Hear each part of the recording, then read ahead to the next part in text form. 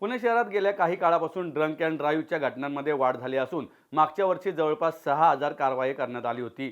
यंदाच्या वर्षी या घटना कमी व्हाव्यात यासाठी पुणे पोलिसांकडून कडक पाऊल उचलले जात असून ड्रंक अँड ड्राईव्हमध्ये पुणे पोलिसांकडून कडक कारवाई करण्यात येणार आहे, अशी माहिती पोलीस आयुक्त अमितेश कुमार यांनी दिली आहे। तसेच यावेळी पुणे पोलीस आयुक्त अमितेश कुमार यांनी उपस्थित मद्यप्रेमींची शाळा घेत त्यांना सज्जड दम दिलाय। रस्ता सुरक्षा अभियान अनुषंगाने समुपदेशन व मार्गदर्शन शिबिराचे आयोजन करण्यात आले होते। यावेळी पोलीस आयुक्त अमितेश कुमार यांनी उपस्थित ड्रंक अँड ड्राईव्हमधील नागरिकांना सज्जड दम दिला। यावेळी या कारवाईमध्ये जे उपस्थित होते त्यांमध्ये एक कीर्तनकार देखील होते आणि त्यांनी त्यांच्यावर झालेल्या चुकीची कारवाईबाबत यावेळी पोलीस आयुक्तांना माहिती देखील दिली। यावेळी पुणे पोलीस आयुक्त अमितेश कुमार म्हणाले की मागच्या वर्षी ड्रंक अँड ड्राईव्हमध्ये 6,000 लोकांना पकडण्यात आलं होतं। ड्रंक अँड ड्राईव्हमध्ये पुणे पोलिसांचं 0 टॉलरन्स आहे। मागच्या वर्षी जे लोक पकडले गेले होते त्यांची विशेष ट्रेनिंग सत्र घेण्यात आली आणि निर्णय घेण्यात आला की प्रत्येक सोमवारी जे आठवडाभरात या ड्रंक अँड ड्राईव्हमध्ये अडकतील त्यांना बोलून इथं ट्रेनिंग आणि मनपरिवर्तन करण्यात येणार आहे। आज ड्रंक अँड ड्राईव्हमुळे अपघाताचे प्रमाण वाढत आहे। येत्या काळात दारू पिऊन कोणीही गाडी चालवणार नाही, हे उद्दिष्ट आम्ही समोर ठेवलं असल्याचं यावेळी त्यांनी सांगितलं। ते पुढे म्हणाले की जे ट्रिपल सीट आणि जे फुटपाथवर रॉंग साईडने गाडी चालवत आहेत त्यांच्यासाठी देखील येत्या काळात अशी ट्रेनिंग सुरू करण्यात येणार आहे। पुणे शहरात वाहतुकीची शिस्त तसेच अपघाताचे प्रमाण कमी व्हावे यासाठी ही मोहीम सुरू करण्यात आली आहे। आम्ही इथं लोकांना बोलून त्यांना समजावून सांगत आहे। पुणे शहरातून हे सगळं हद्दपार करण्यासाठी आम्ही कडक कारवाई करत असल्याचं त्यांनी सांगितलं। आज झालेल्या कार्यक्रमात एका कीर्तनकाराने मी दारू घेत नसून माझ्यावर चुकीची कारवाई करण्यात आल्याचं सांगितलंय। पुणे शहर वाहतूक विभागाकडून मद्यपान करून वाहन चालवणाऱ्या चालकांविरुद्ध 3 दिवस विशेष मोहीम राबवण्यात आली। शहरातील विविध भागांमध्ये एकूण 30 ठिकाणी नाकाबंदी पॉईंट उभारून तपासणी करण्यात आली। या विशेष कारवाई दरम्यान मद्य पिऊन वाहन चालवणाऱ्या एकूण 191 वाहन चालकांविरुद्ध कायदेशीर कारवाई करण्यात आली आहे। संबंधित चालकांवर मोटार वाहन कायद्यानुसार आवश्यक दंड व पुढील कायदेशीर प्रक्रिया करण्यात आली आहे। पुणे शहर वाहतूक विभाग सर्व नागरिकांना आवाहन करते की मद्यप्राशन करून वाहन चालवणे हा गंभीर गुन्हा असून त्यामुळे अपघातांचा धोका वाढतो। नागरिकांनी वाहतूक नियमांचे काटेकोर पालन करून स्वतःचा आणि इतरांचा जीव सुरक्षित ठेवावा असं आवाहन देखील वाहतूक पोलिसांकडून करण्यात आलं आहे।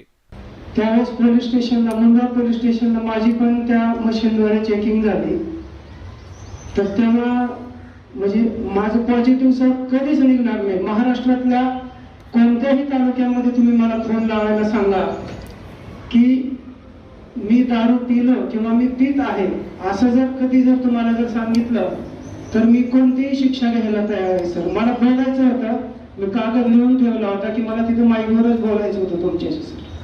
तर तुमचे म्हणणं आहे की तुमचे पॉझिटिव्ह नव्हता, चुकीचे अजिबात नाही सर। माझ्यावर आणि काल मान्य आहे तुमचे म्हणणं, ज्या कॉन्फिडन्सनी तुम्ही बोलते मला विश्वास आहे की तुम्ही खरा बोलते। हिम्मत जाधव साहेब जरा याचे हे बघा की काही ब्लड सॅम्पल वगैरे झाला होता का? झाला होता सर। आणि उसमें क्या आया ब्लड सॅम्पल मध्ये काय आलं? मला दिलंच नाही सर ते पोलिसांनी। मी नक्कीच 100% खात्री करतो आणि आपल्याला कळवतो। माझ्या गाडीचा सर अपघात झालेला, मी तो एफआर सुद्धा माझ्यासोबत आणलेला आहे। तर असे चुकीचे पण गुन्हे पोलिसांनी नाही केले पाहिजे। 100% बरोबर आहे। ड्रंक अँड ड्राईव्हचे मागच्या वर्षी अंदाजन 6,000चे वर लोकांना पूर्ण वर्षात पकडण्यात आला होता आणि ड्रंक अँड ड्राईव्हवर पोलीस विभागाचे पूर्ण 0 टॉलरन्स आहे आणि त्या दृष्टिकोनातून मागच्या वर्षी जे लोक पकडले गेले होते त्यांचे एक विशेष ट्रेनिंग सत्र आज घेण्यात आली आणि हे निर्णय घेण्यात आलेले आहे की प्रत्येक सोमवारी जे त्या आठवड्यात अशा प्रकारचे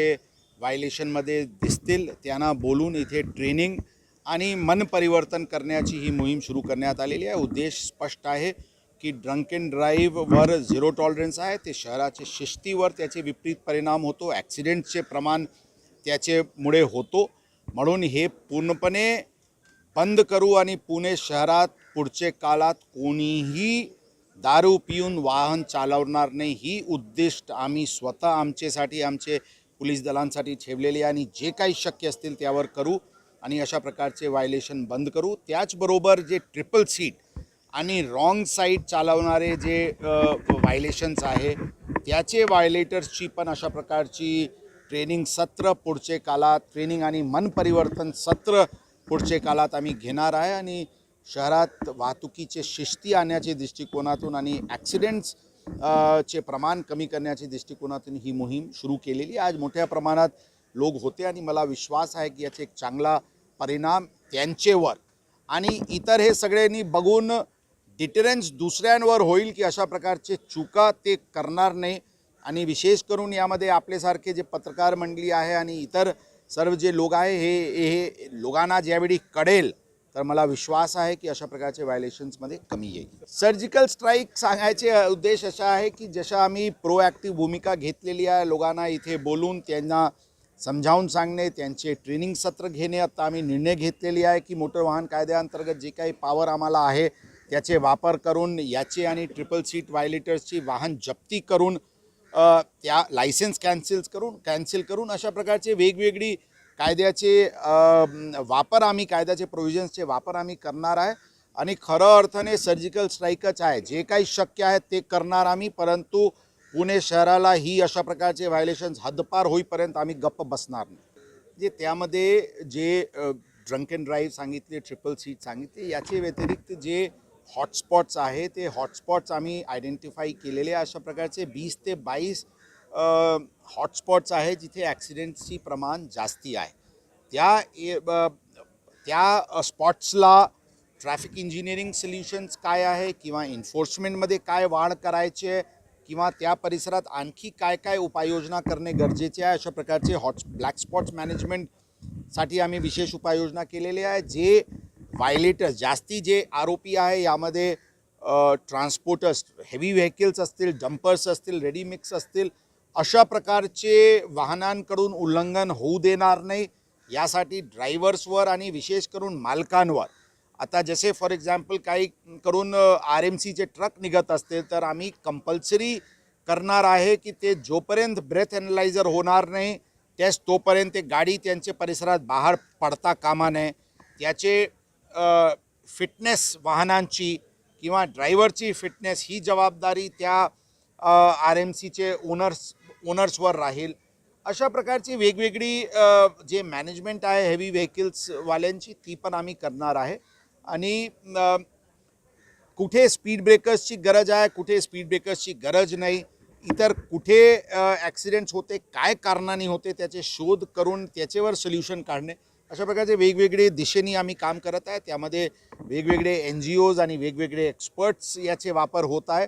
आणि आमचे जे वाहतूक शाखेचे टीम्स आहेत ते पूर्णपणे त्याबद्दल स्टडी करून कारवाई करत आहेत. पुढचे काळात 15 दिवसाचे आत यावर पूर्ण कॉम्प्रिहेन्सिव्ह आढावा घेऊन ज्या शहराचे भागात जिथे जिथे हेवी व्हेकल्स बंद करणे शक्य आहे ते पूर्णपणे बंद करण्यात येईल. काही विशेष कॅम्प एरिया आणि त्या परिसरात मध्यभागी हेवी व्हेकल्स येत आहे अशा दिसलेल्या, त्याबद्दल आमचे विचारविमर्श सुरू आहे. त्यांना पूर्णपणे अशा प्रकारचे हेवी व्हेकल्सला बंदी घालण्यात. ट्रान्सपेरन्सी, पारदर्शकता आणि आमची जी भूमिका आहे ती स्पष्ट आहे. आम्ही पारदर्शक आहोत. काही कारवाई करताना काही चूक होण्याची शक्यता नकारता येत नाही. जर चूक झाले असतील त्यावर आम्ही पोलीस दलांचे वतीने त्याचे आम्ही अपॉलॉजेटिक आहे, त्यांना चूक आम्ही मान्य करणार आणि करेक्टिव्ह जे काही स्टेप्स आहेत ते आम्ही घेणार. ही भूमिका आमची स्पष्ट आहे.